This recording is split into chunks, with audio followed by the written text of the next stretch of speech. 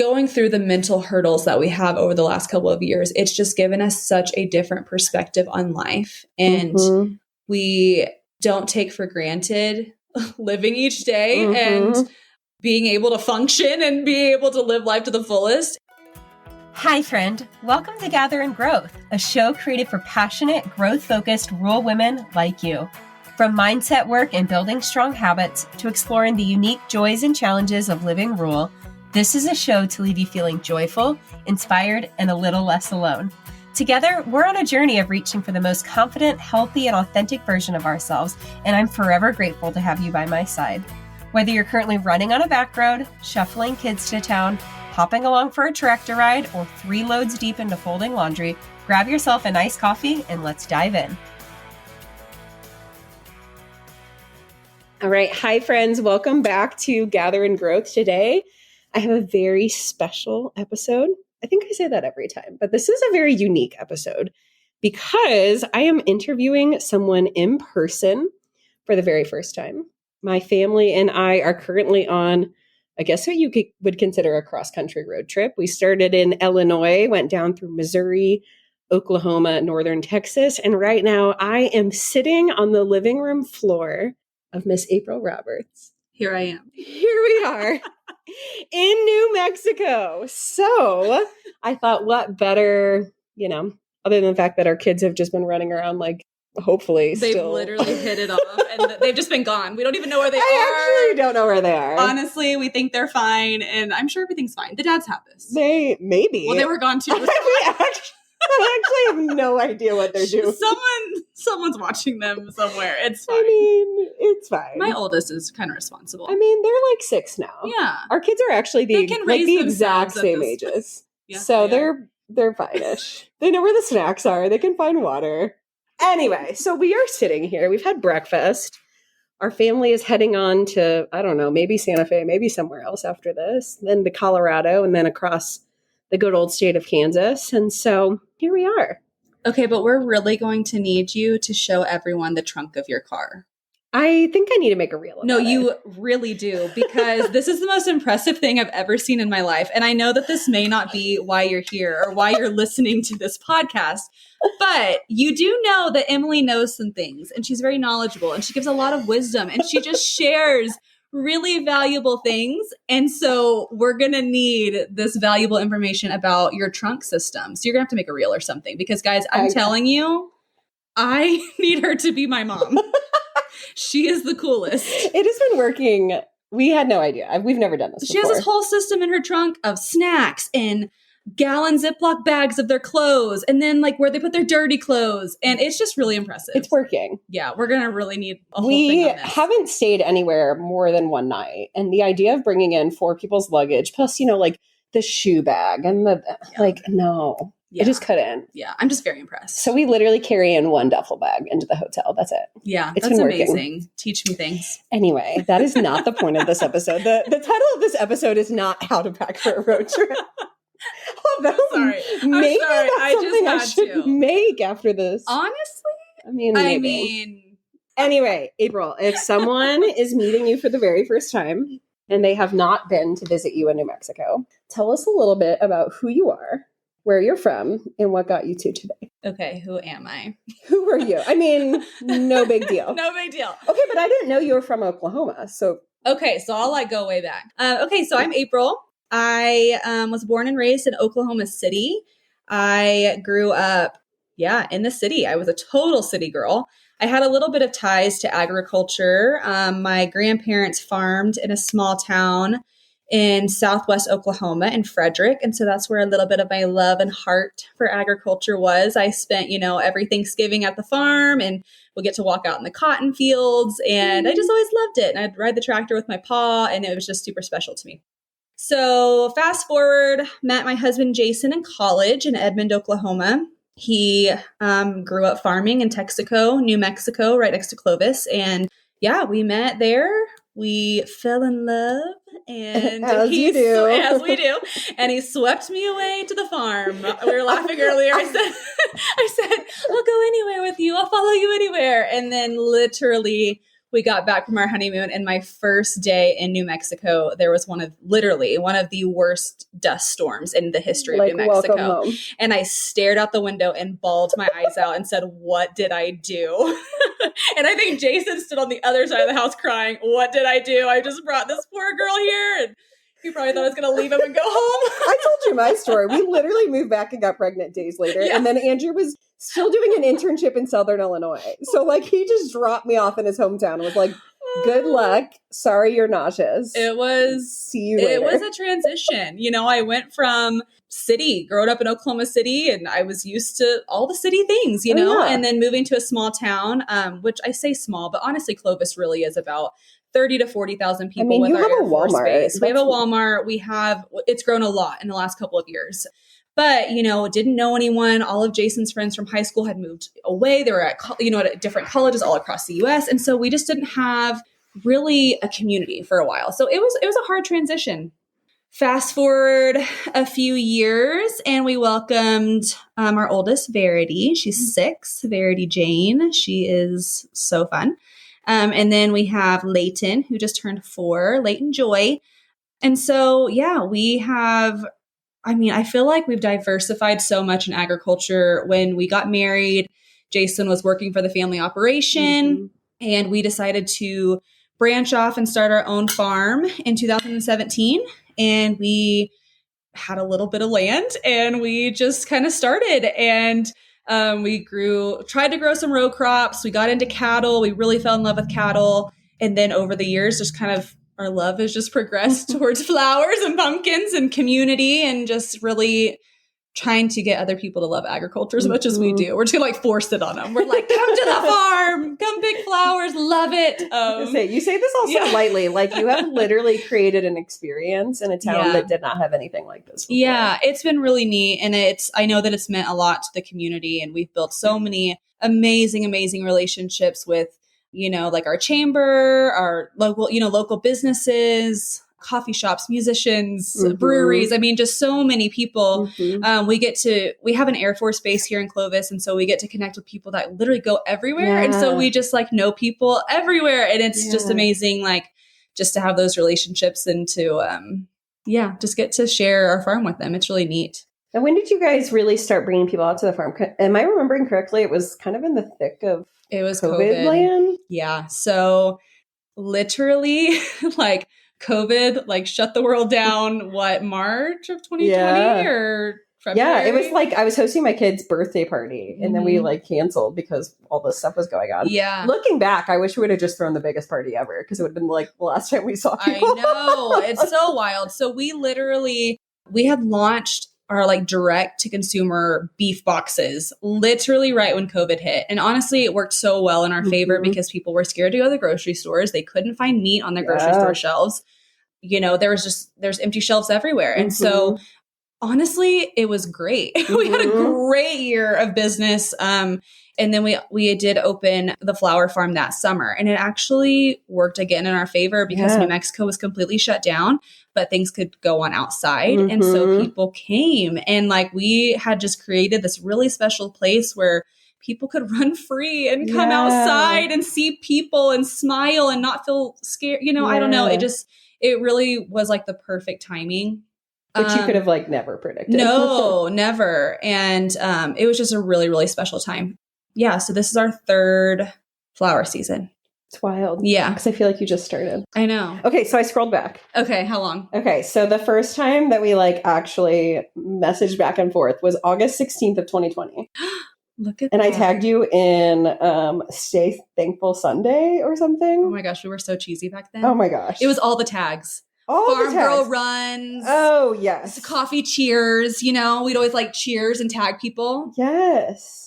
I kind of miss those days. Oh, I said, there was something you tagged me in, and I said, are you doing okay? A bunch of your gratitude list makes me feel like you have a lot going on right now. Just want to check in. Oh, and you're talked so about sweet. just hard things.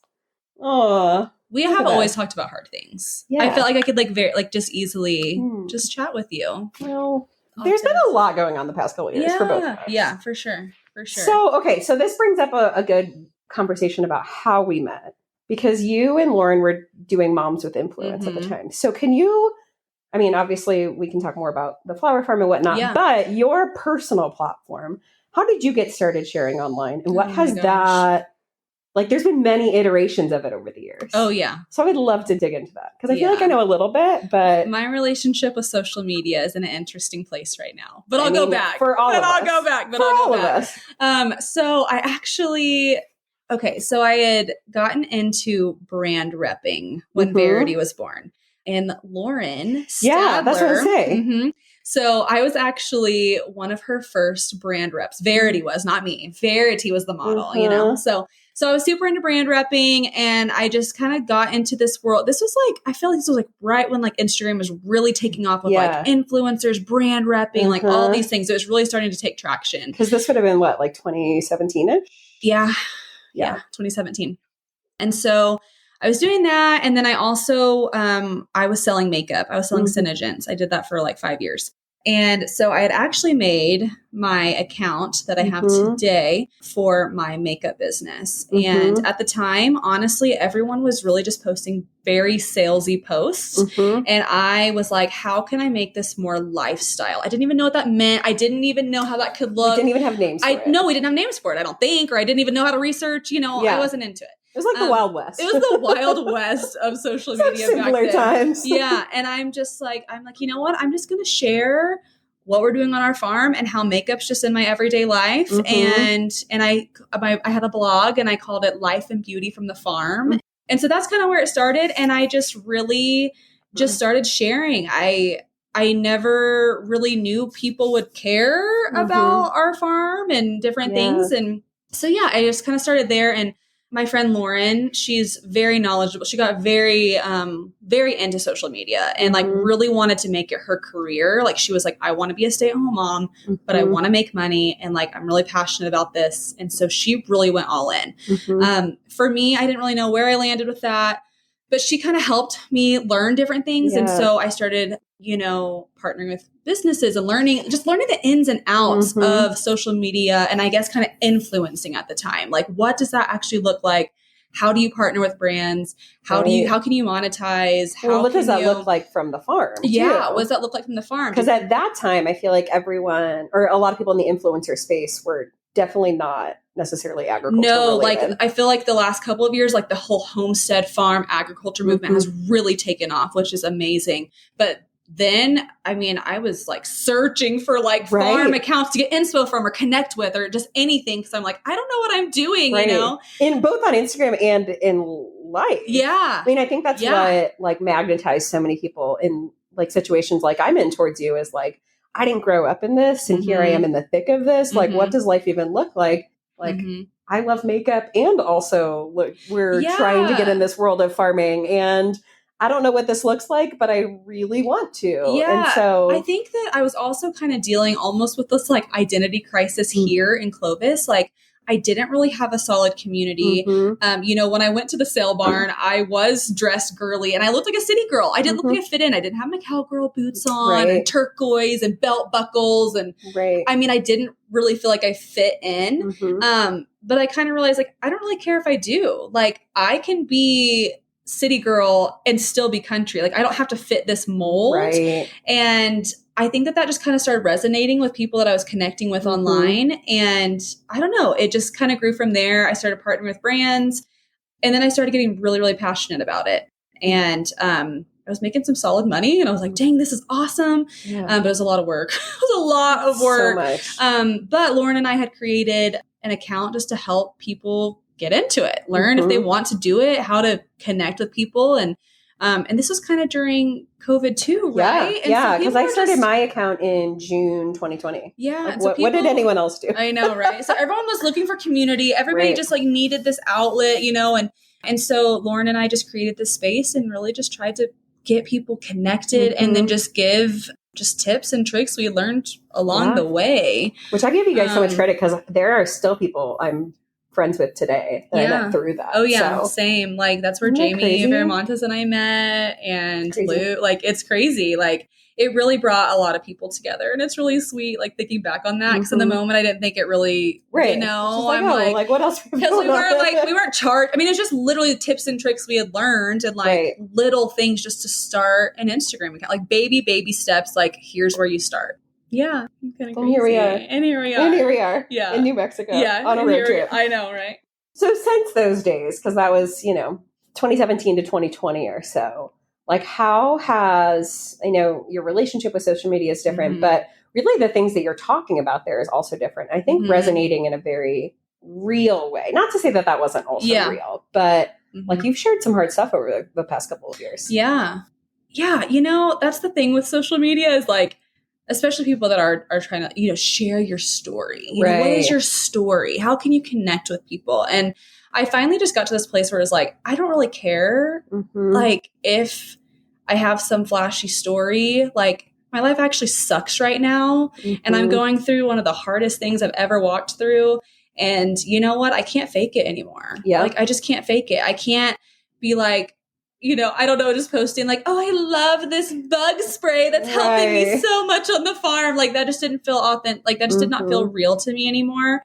And so I just made the decision to really take a step back from social media being an income. I was like, I'm not going to do this anymore. Like I'm not going to spend 3 hours a week emailing brands and trying to prove myself and creating content. And like, I've got little babies. Stressing over metrics. Yeah. Like just, it was just too much for me in that season. And that's okay. Like, and it wasn't for, like Lauren was still like growing and doing amazing things. And I don't know, like it was just a space where I finally was like, it's okay that it's not for me. Like it's okay. And I just started sharing what was really happening. Like my anxiety is really bad and people probably don't relate to this, but here's what I'm going through.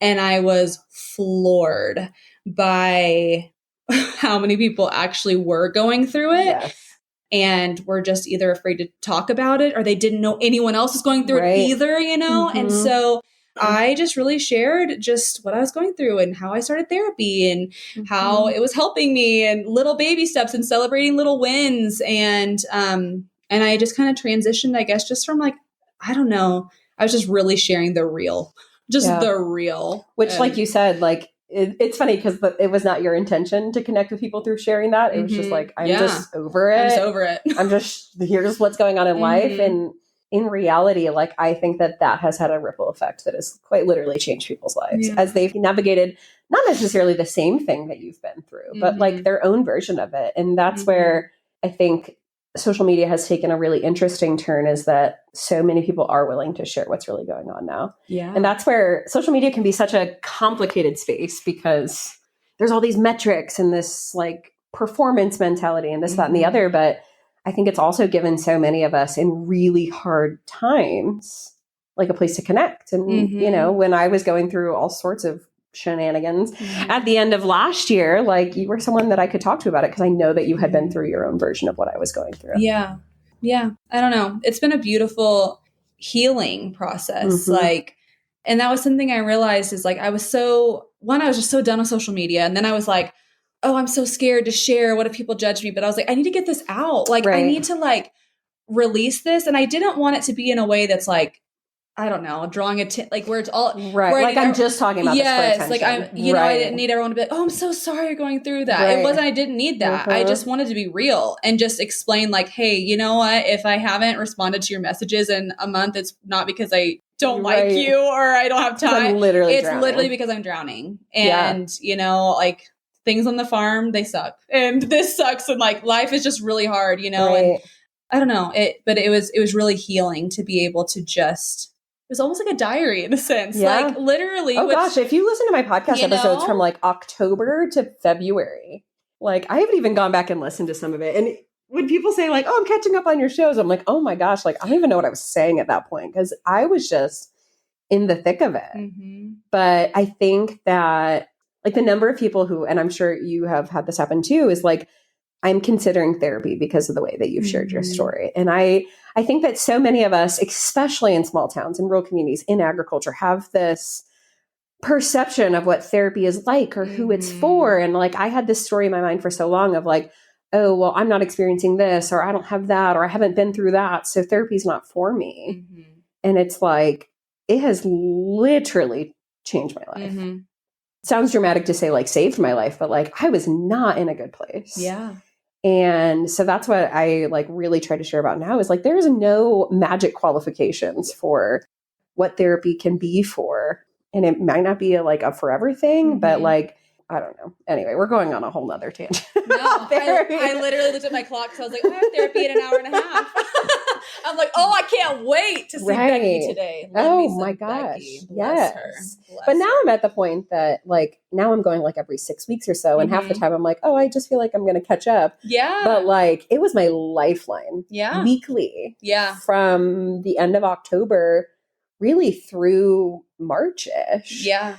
And so, yeah, I just always want to encourage people is like, if you're like, oh man, that might be helpful for me, gosh, it will be. Yeah. And in ways you never expect. Oh, yeah. Like we did not talk about things that I thought we were going to talk about. Oh, no. They just pull it out of you. Oh, it's like, it and just then goes straight in. You learn so much about yourself. Like, I don't know. It's one of the, like you said, it's changed my life entirely. I mean, I was having to go, weekly for probably a year, once every week or every 2 weeks. And my therapist actually has started like slowly breaking up with me. It's really rude. Right?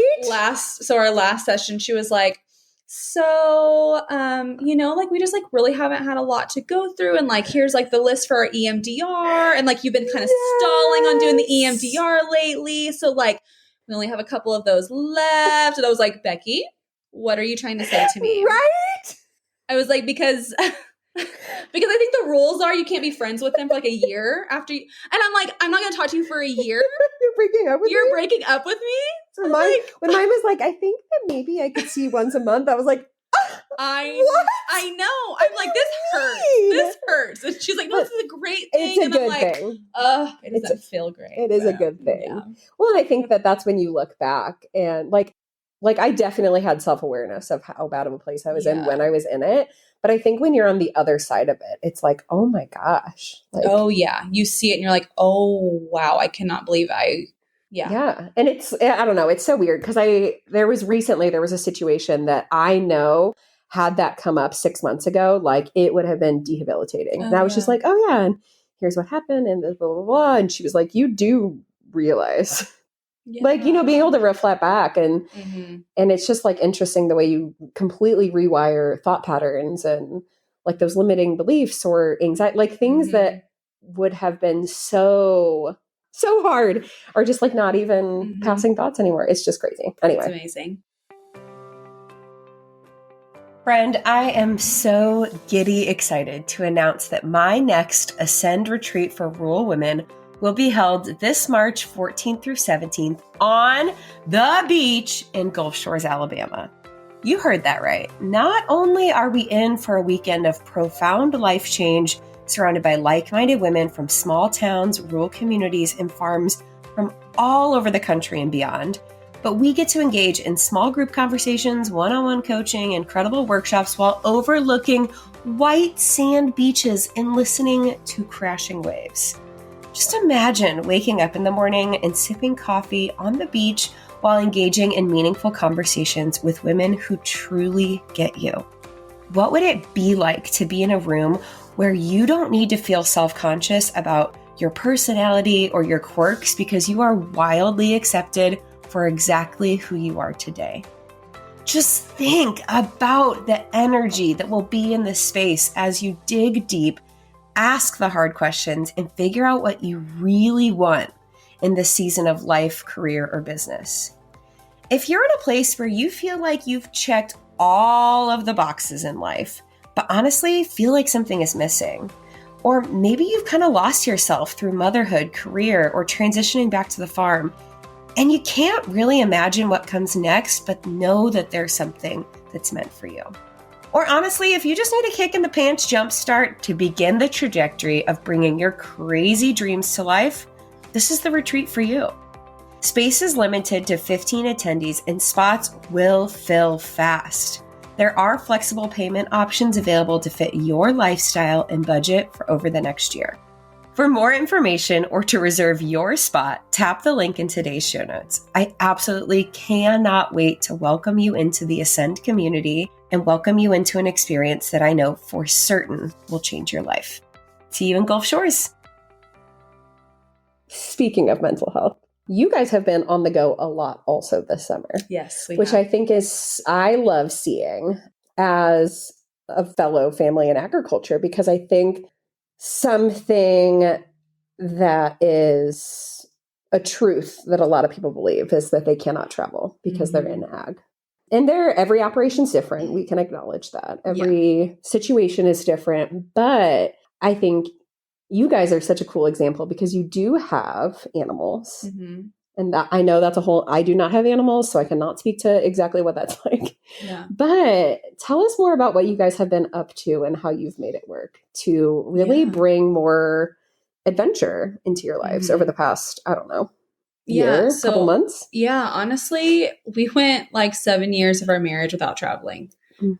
We were married to the farm. We didn't feel like we could leave. We did not feel like we could, even go visit my family for a weekend in Oklahoma was like so stressful. You know, it's like, oh gosh, everything's going to go wrong. Who's going to take care of this? Who's going to do this? And it was just, we just felt like we could not leave. And we finally just got to this point where we were like, we saw other families, like, which of course most weren't in agriculture, but just little trips, like whether it's going to the lake or going and camping in Amarillo, Palo Duro, or just these little things. And we're like, okay, why are we not doing anything? Like, and we'd always make excuses. Oh, we can't afford it. Oh, we didn't save up enough money. Oh, we didn't do that. You know, it's all the excuses. Oh, we can't leave because cattle will get out or the sprinkler will break down. It's just all the things.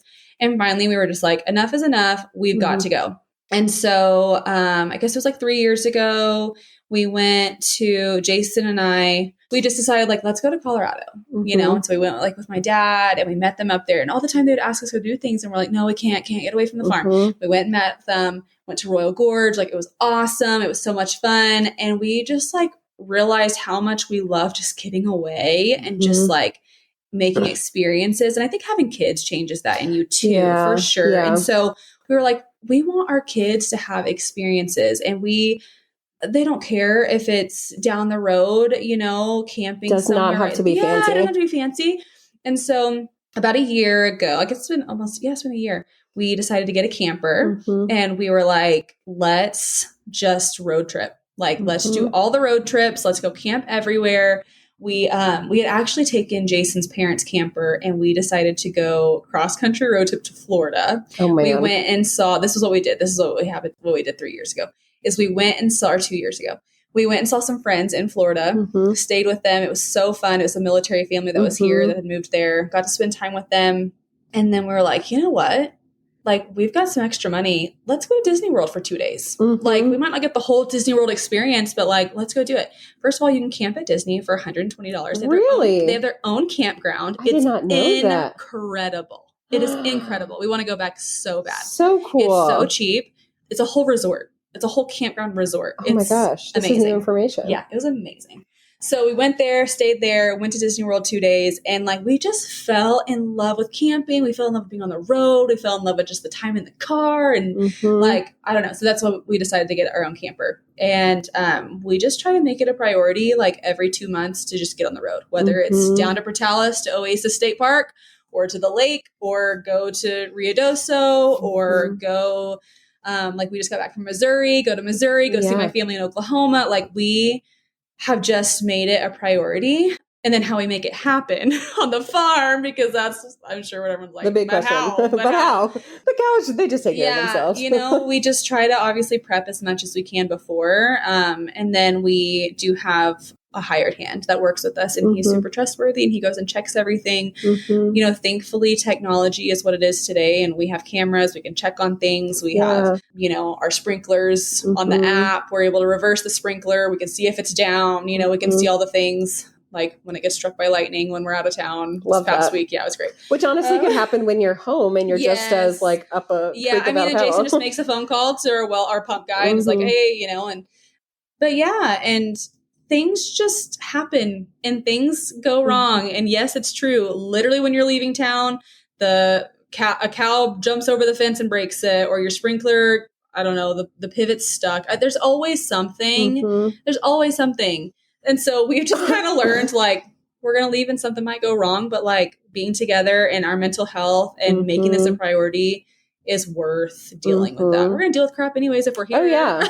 All that stuff's going to happen if we're here too. It's like, but we've had to make it a priority to get away and spend time together because it's so hard, like the hustle and bustle of the seasons and not getting that quality time together, not having the intentional conversations at the dinner table when you're cooking for just your kids and your husband's coming in late or, you know, or you're running the sports and you're still trying to do life outside of just the farm when it feels like your whole life is the farm, you know, it's like, well, I think, you know, we really navigated this in our first couple of years of marriage too. It's just like the farm can consume everything if you let it. The to-do list will literally never end. Like there is no getting to the end of the day and being like, wow, we did literally everything we could possibly do. And so it was a huge point of contention in our first couple of years of marriage is like, what do we actually want our life to look like?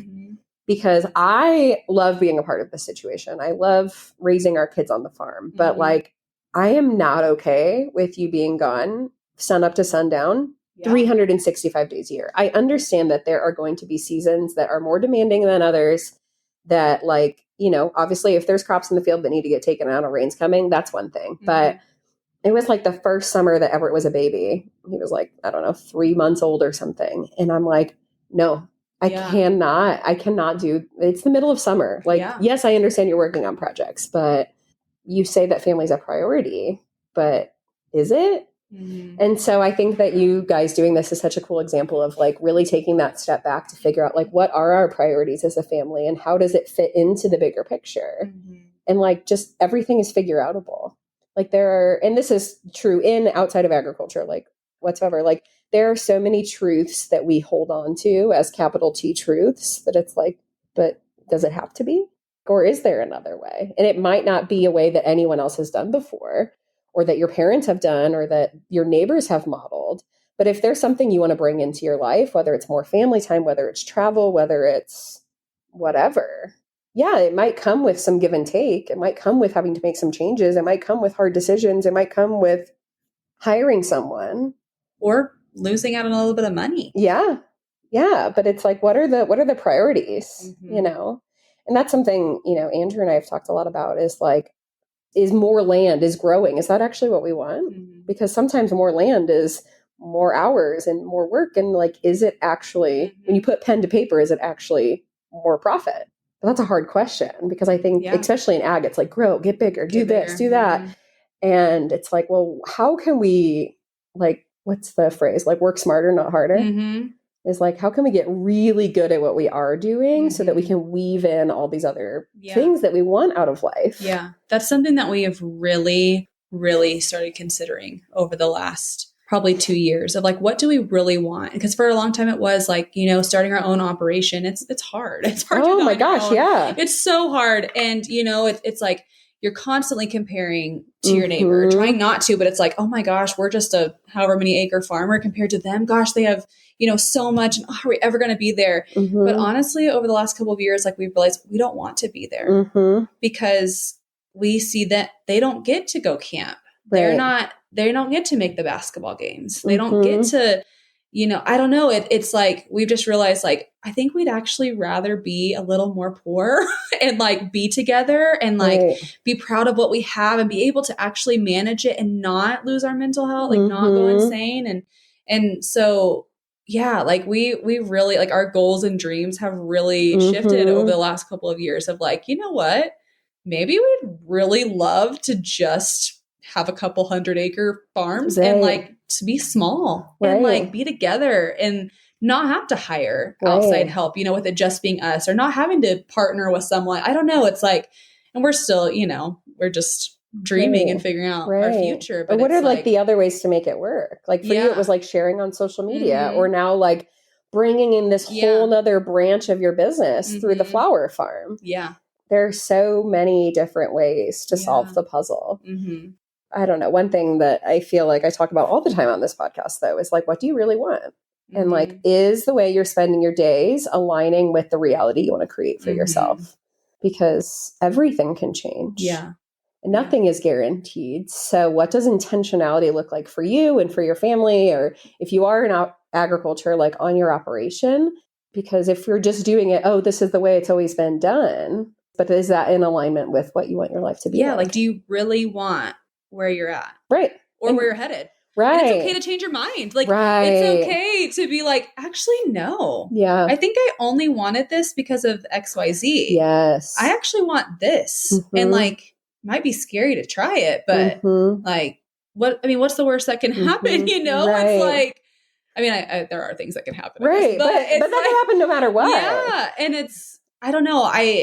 Jason and I think with just going through the mental hurdles that we have over the last couple of years, it's just given us such a different perspective on life. And we don't take for granted living each day and being able to function and being able to live life to the fullest. And it's just made us really start to ask the questions of things like that. And I know that not everyone can live maybe the life they can, but you know, they may not have the resources or different things to, you know, live exactly where they want to live or the house, their dream home, you know, like, but also you have to go for it. And you also, how do you build that along the way? And I don't want to live with regrets. I don't want to look back when I'm 50 years old and be like, I actually did not like my life. Like, you know, I'm like, and it could have been simple decisions. Right. It's like that lie of once we get this, then we'll be happy. Once we get this, then we'll be happy. And it's like, yeah, you might not be in the dream home. You might not be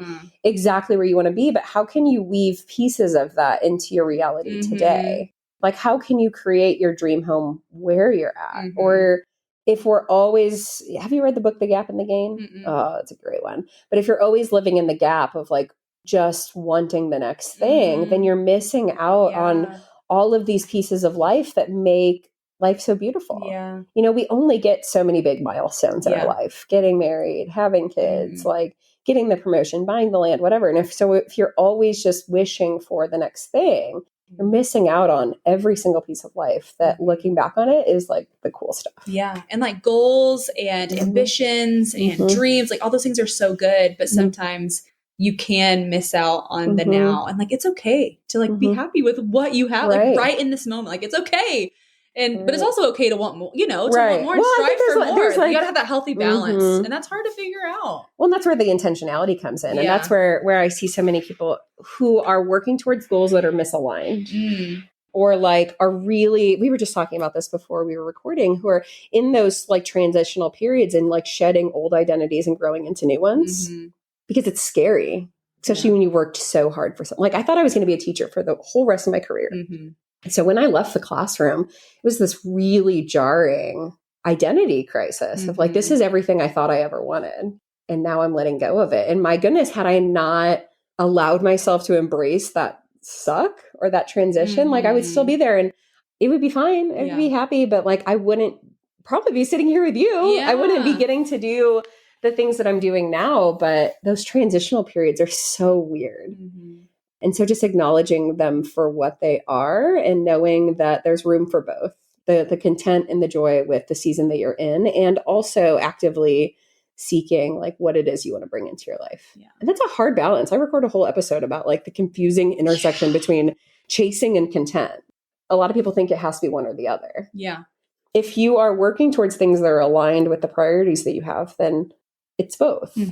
It's like embracing the small things, having gratitude for all of the moments in your day, while also knowing that you're working towards like the best version of yourself and you're not living with regret. Yeah.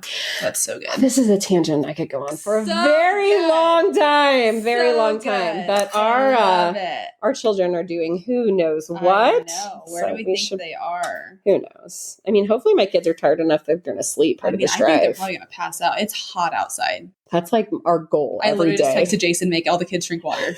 Like our goal every day is like, what can we do to make them as tired as possible before we get in the car for 4 more hours? To wear them out so they will sleep. And it's worked better than we thought it would. Yeah. I mean, this whole trip, knock on all the wood. I don't even know. I can't wait to see where else you guys go. Oh, it's been so fun. We're loving it. But that was the thing is like, we wanted to do this last summer.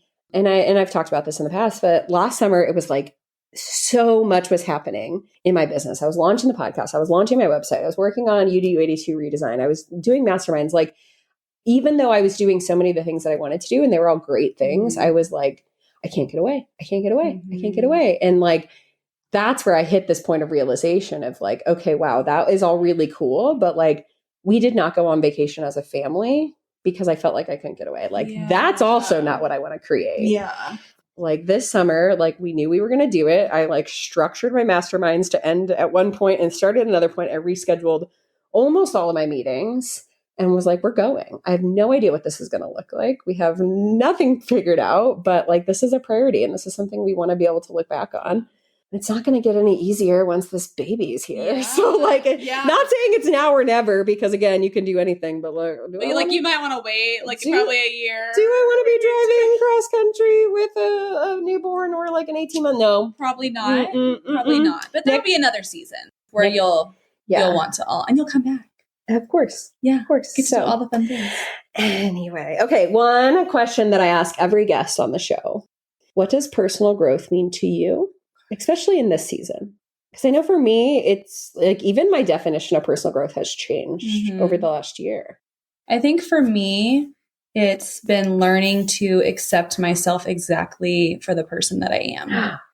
And like not being embarrassed of certain things, not being ashamed of certain things, not wanting to hide certain things, but just being okay with who I really am and being confident in that. And like just learning to actually love myself. Yeah. It's like a forever journey. It is. It's constantly evolving. It's something you have to practice every day because it's so easy. I mean, even yesterday when I got my blood drawn and I was all panicky because that's my new anxiety thing right now is for some reason blood getting drawn. I mean, because it's a kind of weird concept. Yeah, it is. And I don't know why all of a sudden, but anyways, I went and I was telling the girls like, sorry, I'm like kind of nervous. And she was great. And she was just like, at the end, she gave me this whole spiel. She was like, well, you know what's actually really embarrassing whenever you give your blood? And I was like, what? And she's like, when you pass out in front of your coworkers. She was like, I actually do this all day. I do this as my job. But like, if I give blood, I'm out. I was like, oh, okay. So that is kind of embarrassing. But I kept saying negative things about myself. Like, oh, I'm so embarrassed. Like, this is so embarrassing that I'm kind of nervous. And it's like, but why? Why is that being nervous is a normal feeling. Right. People get nervous. People get scared. Right. And it may not be the same for every person, but that's not embarrassing to be nervous. Yeah. And so it's a constant learning process of just being kind to myself and just being mindful of my words about myself and just being okay. Like, I get nervous when I give blood. That's it. Yeah. That's just the statement. Like it's not a big deal. It's not a thing. It doesn't have to be a thing. Right. And what a beautiful thing to model for your girls too. Like they get nervous too. Oh yeah. Oh, my girls were so sweet because we were in the car and I try to be mindful of what I share about my fears and things around them. I don't want to just like put it all out there, but I also don't want to hide it from them either. I want them to see that mommy struggles with fear too. I get scared of things too. And literally in the car, I was about to go in and I was just doing some deep breaths and I was telling myself, I was like, I'm brave, I'm strong. And Verity said, Mommy, you know what we do when we get scared? And I said, what? And she goes, we face our fears. I'm not about to cry, sorry. But she was like, we face our fears. Oh, sorry, that just got me. But it was just like, in that moment, I was like, oh my gosh, like they're getting it, and how beautiful that like, a suffering or a trial or just something, a struggle can be such a beautiful model for just like a teaching moment for me and for them and for anyone that I share it with, I guess, and I think for me, that's when after my daughter was born, that's like when everything changed from when I started my health journey for the first time from like a place of, I have to love myself through this. Like I cannot, God, no, I'm going to cry. But like, I cannot model for her what I feel like we got as little girls is like, hate yourself into being skinny, hate yourself into this. Like, you're not good enough. You're not this enough, blah, blah. And I was like, never in my life have I been so motivated to figure out how to do things differently than that because now I have this little girl who's watching. Yeah. And like, I do not want her to feel the way about herself that I did from God, like 13 on. Yeah. And so that's what honestly got me into the whole world of personal growth was like, I want to figure out what health looks like from a place of taking care of myself and like having energy and like really learning to love myself. And that has been such a journey over the last 4 years. And now I look back at the things I used to say and I'm like, oh, it just makes me so sad.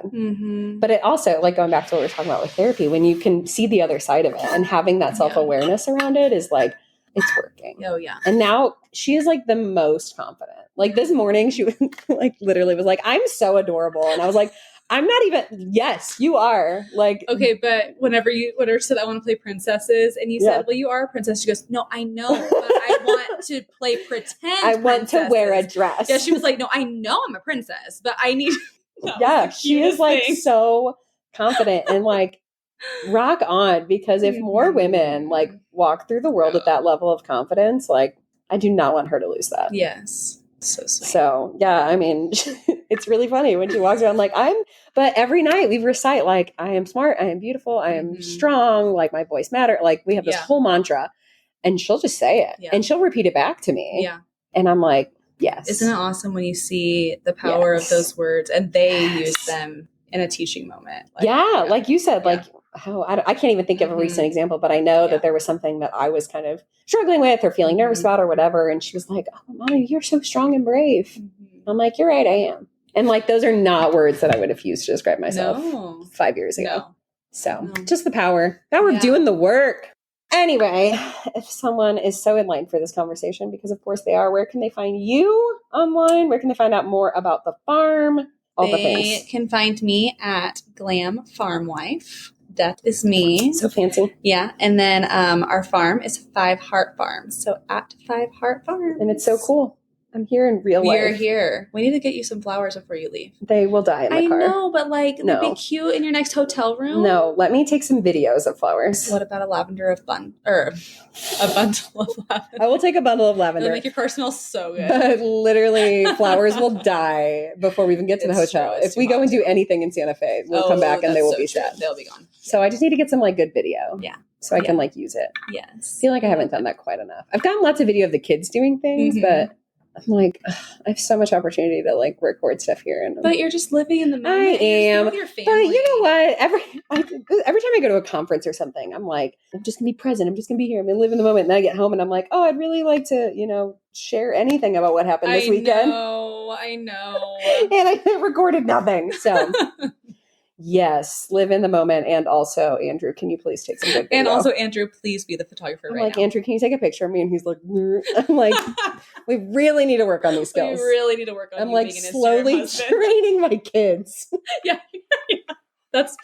Verity's always like, I'll take it. I'll do the video. I'm like, oh, okay. Yay. I mean, I might be half. I know, it's like sideways. Isn't it a thing now, though? Like the little blurry pictures? Listen, like, Gen Z, they got all the things. They got some things. Okay. They got all the trends.